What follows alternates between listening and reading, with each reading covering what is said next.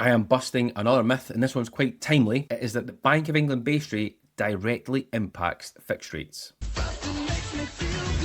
And on this one, we have another myth. So over the last few weeks and months, I've seen so many people get tripped up by this, including some mortgage advisors. So recently, the Bank of England voted to hold rates, so that didn't really make a difference. But in the past, they have reduced or increased rates. A lot of the lenders are already aware, or at least assuming, that these things will happen, so they price their mortgage products accordingly. So for example, recently, we haven't really seen any rate movements from lenders. We did see 2 lenders reduce rates after the announcement, but that's been it so far. So why is it that fixed rates don't actually move with the base rate? Well, that's because mortgage fixed rates are based on swap rates, which is something I'm not going to touch on today, but I will do a longer video on it at some point. But it's basically how the banks swap money in the financial markets. These aren't directly linked to base rate, and that is why sometimes you'll see the base rate drop or stay the same like it has, and lenders will either do nothing, or they might put rates up, or they might put rates down, and that can make no sense. And that's why you need to be speaking to a mortgage advisor about this stuff, and not just taking advice off Facebook groups and TikTok, although this video is on TikTok. But yeah, if you have any questions about